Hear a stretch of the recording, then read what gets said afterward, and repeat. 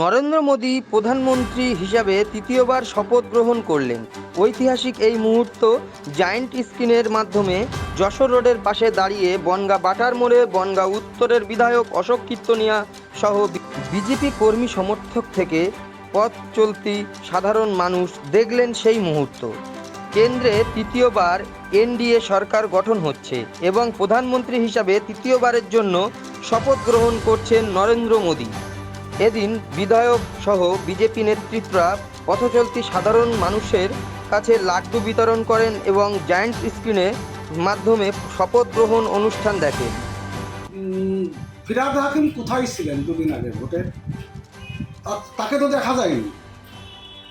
আজকে যে বিরোধী জোট নিয়ে যারা ইন্ডি জোট করেছিল তারা যে আসন পেয়েছে তার থেকেও বেশি আসন পেয়েছে ভারতবর্ষের বিশ্বের সর্বশ্রেষ্ঠ নেতা নরেন্দ্র মোদীর নেতৃত্বে ভারতীয় জনতা পার্টি।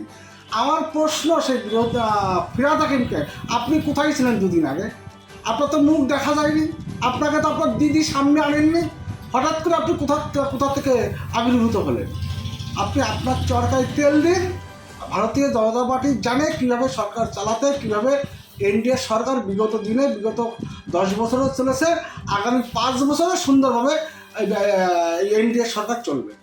দেখুন, বিশ্বের সর্বশ্রেষ্ঠ নেতা যশস্বী প্রধানমন্ত্রী তৃতীয়বারের জন্য আজকে শপথ গ্রহণ করলেন এবং আপামর সমগ্র বনগাঁবাসীকে আমরা ভারতীয় জনতা পার্টির পক্ষ থেকে জায়ান্ট স্ক্রিনের মাধ্যমে তার শপথ গ্রহণ অনুষ্ঠান দেখালাম এবং বাটার মোড়ে দাঁড়িয়ে আমরা কয়েক হাজার মানুষকে লাড্ডু বিতরণ করলাম সেই আনন্দেতে।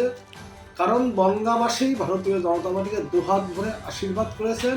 আর সর্বোপরি বনগাঁ লোকসভার প্রার্থী যিনি মাননীয় শান্তনু ঠাকুর দ্বিতীয়বারের জন্য কেন্দ্রের মন্ত্রিত্ব পাচ্ছেন, এই আনন্দেই আমরা আজকে লাড্ডু বিতরণ করলাম।